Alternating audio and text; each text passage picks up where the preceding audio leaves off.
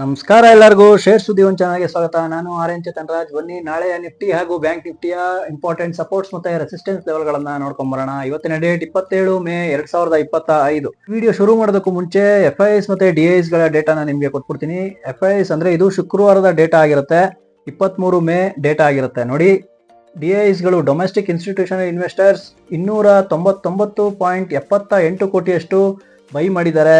FIIs ಗಳು foreign institution investors 1794 ಕೋಟಿಯಷ್ಟು by ಮಾಡಿದ್ದಾರೆ.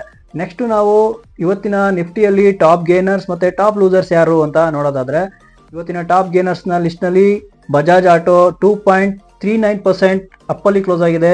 JSW 2.13% ಅಪ್ಪಲ್ಲಿ close ಆಗಿದೆ. M&M 2.07% ಅಪ್ಪಲ್ಲಿ ಕ್ಲೋಸ್ ಆಗಿದೆ. ಟ್ರೆಂಟ್ 1.72% ಅಪ್ಪಲ್ಲಿ ಕ್ಲೋಸ್ ಆಗಿದೆ. ಹಿಂಡಾಲ್ಕೋ 1.68% ಅಪ್ಪಲ್ಲಿ ಕ್ಲೋಸ್ ಆಗಿದೆ. ಇವತ್ತಿನ ನಿಫ್ಟಿಯಲ್ಲಿ ಟಾಪ್ ಲೂಸರ್ಸ್ ಯಾರು ಅಂತ ನೋಡೋದಾದ್ರೆ, ಟಾಪ್ ಲೂಸರ್ಸ್ ನ ಲಿಸ್ಟ್ ನಲ್ಲಿ ಇಟರ್ನಲ್ 4.59% ಡೌನ್ ಆಗಿ ಕ್ಲೋಸ್ ಆಗಿದೆ.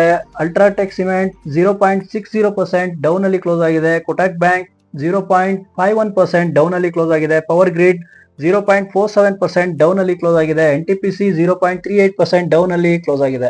ನೆಕ್ಸ್ಟ್ ಬನ್ನಿ ನಿಫ್ಟಿ ಹಾಗೂ ಬ್ಯಾಂಕ್ ನಿಫ್ಟಿಯ ಚಾರ್ಟ್ ಅನಾಲಿಸಿಸ್ ನೋಡ್ಕೊಂಡ್ ಬರೋಣ. ನಿಫ್ಟಿ ಹಾಗೂ ಬ್ಯಾಂಕ್ ನಿಫ್ಟಿಯ ಚಾರ್ಟ್ ಅನಾಲಿಸಿಸ್ ನೋಡೋದಕ್ಕೂ ಮುಂಚೆ ನಿನ್ನೆ ನಾವು ಮಾಡಿದಂತ ಚಾರ್ಟ್ ಅನಾಲಿಸಿಸ್ ಪರ್ಫೆಕ್ಟ್ ಆಗಿ ಇತ್ತಾ ಇಲ್ವಾ ಅಂತ ನೋಡೋದಾದ್ರೆ, ನಮ್ಗೆ ಶುಕ್ರವಾರ ಕ್ಲೋಸಿಂಗ್ ಕೊಟ್ಟಿತ್ತು ಈ ರೇಂಜ್ ನಲ್ಲಿ, ಇಲ್ಲಿ 24,850 ರೇಂಜ್ ನಲ್ಲಿ ಕ್ಲೋಸಿಂಗ್ ಕೊಟ್ಟಿತ್ತು. ನಾಳೆ ನಾವು ಯಾವ ಒಂದು ಅಂದ್ರೆ ಇವತ್ತಿಗೆ ಯಾವ ಒಂದು ಸಪೋರ್ಟ್ ಮತ್ತೆ ರೆಸಿಸ್ಟೆನ್ಸ್ ಲೆವೆಲ್ ಗಳನ್ನ ನಾವು ಕನ್ಸಿಡರ್ ಮಾಡಬಹುದು ಅಂತಂದ್ರೆ, ಇದು ನಮ್ಮ ಹಳೆ ಡ್ರಾಯಿಂಗ್ಸ್ ಆಗಿದೆ. ನಾನು ಯಾವುದೇ ಡ್ರಾಯಿಂಗ್ಸ್ ನ ಕ್ಯಾನ್ಸಲ್ ಮಾಡಿಲ್ಲ. ನೋಡಿ, ಇಲ್ಲಿ ನಮ್ಗೆ ಸಪೋರ್ಟ್ ಆಗಿ ವರ್ಕ್ ಆಗ್ತಾ ಇತ್ತು. 24,800 ನಮ್ಗೆ ಸಪೋರ್ಟ್ ಆಗಿ ವರ್ಕ್ ಆಗ್ತಾ ಇತ್ತು. ಮತ್ತೆ ರೆಸಿಸ್ಟೆನ್ಸ್ ಯಾವ್ದನ್ನ ನಾವು ಹಾಕೊಂಡಿದ್ವಿ, 24,900 ನಮ್ಮ ರೆಸಿಸ್ಟೆನ್ಸ್ ಆಗಿತ್ತು. ಈ ಲೆವೆಲ್ ಗಳನ್ನ ದಾಟಿದ ನಂತರ ನಾವು ಬೈಯಿಂಗ್ ಆಪರ್ಚುನಿಟೀಸ್ ನ ಹುಡುಕ್ಬೋದು ಅಂತ ನಿನ್ನೆ ನಾವು ಡಿಸ್ಕಷನ್ ಮಾಡಿದ್ವಿ. ಗ್ಯಾಪ್ ಅಪ್ ಅಲ್ಲಿ ಓಪನ್ ಆಯ್ತು. ಗ್ಯಾಪ್ ಅಪ್ ಅಲ್ಲಿ ಓಪನ್ ಆದ್ರೆ ಏನ್ ಮಾಡಬೇಕು, ನಮ್ಮ ರೆಸಿಸ್ಟೆನ್ಸ್ ಲೆವೆಲ್ಗಳು ಯಾವ್ದು, ಟಾರ್ಗೆಟ್ ಯಾವ್ದು ಅಂತಾನು ನಿನ್ನೆ ನಾವು ಡಿಸ್ಕಷನ್ ಮಾಡಿದ್ವಿ. ಗ್ಯಾಪ್ ಅಪ್ ಅಲ್ಲಿ ಓಪನ್ ಆಯ್ತು, ಇವತ್ತು ಬ್ರೇಕ್ಔಟ್ ಕೊಡ್ತು, ಜೆನ್ಯೂನ್ ಬ್ರೇಕ್ಔಟ್ ಕೊಡ್ತು. ಮಲ್ಟಿಪಲ್ ಕನ್ಫರ್ಮೇಶನ್ ಆದ ನಂತರ ನಮ್ಮ ಟಾರ್ಗೆಟ್ ಯಾವ್ದಾಗಿತ್ತು, ರೆಸಿಸ್ಟೆನ್ಸ್ ನಂಬರ್ 1 ಅಂತ ನಾನು ತಿಳಿಸಿದ್ದೆ, ನೆನಪಿದ್ಯಾ? ಈ ಲೆವೆಲ್ ನ ಟಚ್ ಮಾಡುವ ಸಾಧ್ಯತೆ ಇರುತ್ತೆ. 25,000 ನ ಕ್ರಾಸ್ ಮಾಡಿದ ನಂತರನೇ ನಾವು ಟ್ರೇಡ್ಗೆ ಪ್ಲಾನ್ ಮಾಡ್ಕೋಬಹುದು ಅಂತ ನಿನ್ನೆ ನಾವು ಡಿಸ್ಕಷನ್ ಮಾಡಿದ್ವಲ್ಲ. ನಮ್ಮ ಟಾರ್ಗೆಟ್ ಬಂದು 25,000, ನಮ್ಮ ಟಾರ್ಗೆಟ್ ಆಗಿತ್ತು 25,059 ನ ಟಚ್ ಮಾಡಿದ ತಕ್ಷಣ, ನಿನ್ನೆ ನಾವು ಹಾಕೊಂಡಿದ್ವಲ್ಲ ಆ ಲೆವೆಲ್ ನ ಟಚ್ ಮಾಡಿದ ತಕ್ಷಣ ಮಾರ್ಕೆಟ್ ನೋಡಿ ರಿವರ್ಸ್ ಆಯ್ತು. ಈ ಲೆವೆಲ್ಗೆ ಬಂದು ಸೈಡ್ ಬೇಸ್ ನಲ್ಲಿ ಇವತ್ತು ಮಾರ್ಕೆಟ್ ಕ್ಲೋಸ್ ಆಯ್ತು. ಈ ಲೆವೆಲ್ ಅಲ್ಲಿ ಅಂದ್ರೆ 24,996 ರೇಂಜ್ ನಲ್ಲಿ ಕ್ಲೋಸ್ ಆಯ್ತು. ಸೊ ಇಲ್ಲಿಗೆ ನಾವು ಅರ್ಥ ಮಾಡ್ಕೋಬಹುದು, ನಾವು ಪ್ರೆಡಿಕ್ಷನ್ ಮಾಡ್ತಾ ಇರೋದು ಪರ್ಫೆಕ್ಟ್ ಆಗಿ ಬರ್ತಾ ಇದೆ. ಸೊ ನೆಕ್ಸ್ಟ್ ಬನ್ನಿ ನಾಳೆಯ ನಿಫ್ಟಿಯಲ್ಲಿ ಸಪೋರ್ಟ್ ಮತ್ತೆ ರೆಸಿಸ್ಟೆನ್ಸ್ ಲೆವೆಲ್ಗಳು ಯಾವ್ಯಾವುದು ಅಂತ ನೋಡ್ಕೊಂಡ್ ಬರೋಣ. ನೋಡಿ, ನಮ್ಗೆ ಇವತ್ತು ಕ್ಲೋಸಿಂಗ್ ಕೊಟ್ಟಿರೋದು ಈ ರೇಂಜ್ ನಲ್ಲಿ 24,996 ನಲ್ಲಿ ಕ್ಲೋಸಿಂಗ್ ಕೊಟ್ಟಿದೆ. ನಾಳೆಯ ಒಂದು ಸಪೋರ್ಟ್ ಮತ್ತೆ ರೆಸಿಸ್ಟೆನ್ಸ್ ಲೆವೆಲ್ ಯಾವ್ದು ಅಂತಂದ್ರೆ, ನೋಡಿ 24,963 ನಮ್ಮ ಸಪೋರ್ಟ್ ಆಗಿರುತ್ತೆ. 25,059 ನಮ್ಗೆ ರೆಸಿಸ್ಟೆನ್ಸ್ ಆಗಿರುತ್ತೆ.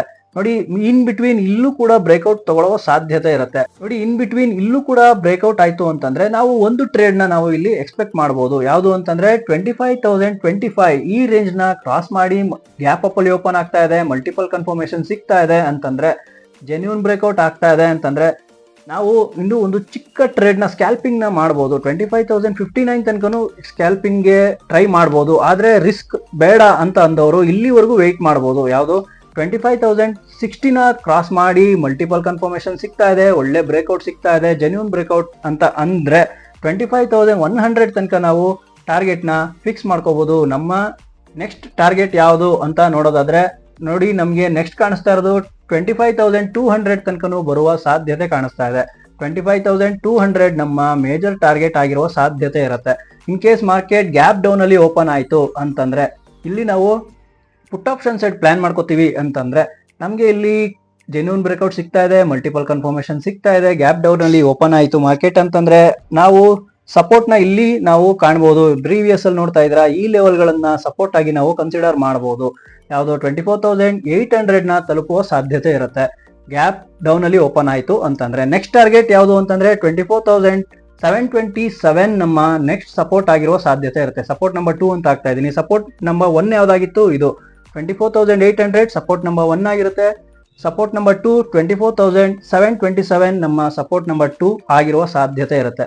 ಇನ್ ಕೇಸ್ ಮಾರ್ಕೆಟ್ ಇಲ್ಲೂ ಬ್ರೇಕ್ಔಟ್ ಸಿಗ್ತಾ ಇಲ್ಲ, ಇಲ್ಲೂ ಬ್ರೇಕ್ಔಟ್ ಸಿಗ್ತಾ ಇಲ್ಲ ಅಂತಂದ್ರೆ, ಮಧ್ಯದಲ್ಲಿ ಇಲ್ಲಿ ಜೂಟಾಟ ಆಡುವ ಸಾಧ್ಯತೆ ಇರುತ್ತೆ. ಇಲ್ಲಿ ನಾವು ಬೈಯಿಂಗ್ ಆಪರ್ಚುನಿಟೀಸ್ ನ ನಾವು ಹುಡ್ಕೋದಕ್ಕೆ ಆಗಲ್ಲ.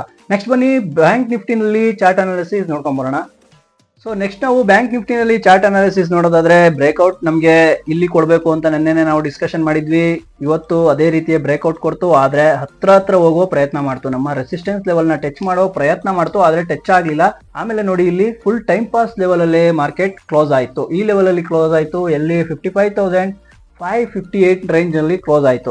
ನಾಳೆ ನಾವು ಬ್ಯಾಂಕ್ ನಿಫ್ಟಿನಲ್ಲಿ ಸಪೋರ್ಟ್ ಮತ್ತೆ ರೆಸಿಸ್ಟೆನ್ಸ್ ಲೆವೆಲ್ ಗಳನ್ನ ನೋಡೋದಾದ್ರೆ ಇದೇ ನಮ್ಮ ಮೇಜರ್ ಸಪೋರ್ಟ್ ಆಗಿರುತ್ತೆ. 55,500 ನಮ್ಮ ಮೇಜರ್ ಸಪೋರ್ಟ್ ಆಗಿರುತ್ತೆ.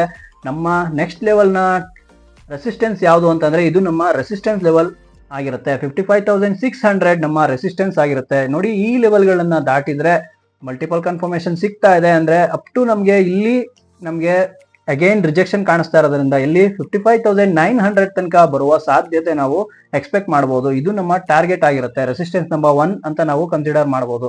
ನೆಕ್ಸ್ಟ್ ನಾವು ರೆಸಿಸ್ಟೆನ್ಸ್ ನಂಬರ್ 2 ನ ನಾವು ನೋಡೋದಾದ್ರೆ ನಮ್ಗೆ ಕಾಣಿಸ್ತಾ ಇರೋದು ನೋಡಿ 56,400 ತನಕನೂ ಬರುವ ಸಾಧ್ಯತೆ ಇರುತ್ತೆ. ಯಾವಾಗ ಅಂತಂದ್ರೆ ಮಲ್ಟಿಪಲ್ ಕನ್ಫರ್ಮೇಶನ್ ತಗೋತೀವಿ, ಜೆನ್ಯೂನ್ ಬ್ರೇಕ್ಔಟ್ ಆಗ್ತಾ ಇದೆ ಅಂತ ನೋಡ್ತೀವಿ. ಜೆನ್ಯೂನ್ ಬ್ರೇಕ್ಔಟ್ ಅಂತ ಅನ್ಸಿದ್ರೆ ಅಲ್ಲ, ಕನ್ಫರ್ಮೇಶನ್ ಆದ್ರೆ ಮಾತ್ರ 56,400 ತನಕ ಬರುವ ಸಾಧ್ಯತೆ ಇರುತ್ತೆ. ಇದು ನಮ್ಮ R2 ಆಗಿರುತ್ತೆ, ರೆಸಿಸ್ಟೆನ್ಸ್ ನಂಬರ್ 2 ಆಗಿರುವ ಸಾಧ್ಯತೆ ಇರುತ್ತೆ. In case market gap down ಅಲ್ಲಿ ಓಪನ್ ಆಗ್ತಾ ಇದ್ರೆ ನಮ್ಗೆ ನೋಡಿ ಈ ಲೆವೆಲ್ ನ ಕ್ರಾಸ್ ಮಾಡೋ ತನಕ ನಾವು ಬೈಯಿಂಗ್ ಆಪರ್ಚುನಿಟೀಸ್ ನ ಖಂಡಿತವಾಗ್ಲೂ ಹುಡುಕ್ಲೇಬಾರದು.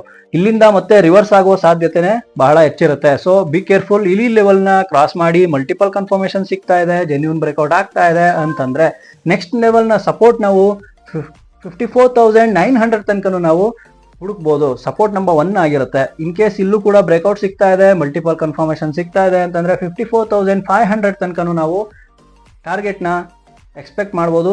ಸಪೋರ್ಟ್ ನಂಬರ್ 2 ಆಗಿರುತ್ತೆ. ಇದು 54,542 ಇದು ನಮ್ಮ ಸಪೋರ್ಟ್ ಲೆವೆಲ್ 2 ಆಗಿರುವ ಸಾಧ್ಯತೆ ಇರುತ್ತೆ. ಇನ್ ಕೇಸ್ ಈ ಒಂದು ಲೆವೆಲ್ಸ್ ಗಳನ್ನ ಕ್ರಾಸ್ ಮಾಡಲಿಲ್ಲ ಮಾರ್ಕೆಟ್ ಅಂದ್ರೆ ಇನ್ ಬಿಟ್ವೀನ್ ಇಲ್ಲಿ ಟೈಮ್ ಪಾಸ್ ಮಾಡುವ ಸಾಧ್ಯತೆ ಇರುತ್ತೆ. ಸೊ ನೋಡಿದ್ರಲ್ಲ ವೀಕ್ಷಕರೇ, ಈ ಸಪೋರ್ಟ್ ಮತ್ತೆ ರೆಸಿಸ್ಟೆನ್ಸ್ ಲೆವೆಲ್ ಗಳನ್ನ ನೋಡ್ಕೊಂಡು ಆಪ್ಷನ್ ಟ್ರೇಡರ್ಸ್ ಯಾರು ಇರ್ತೀರಾ ಹುಷಾರಾಗಿ ಟ್ರೇಡ್ ಮಾಡಿ.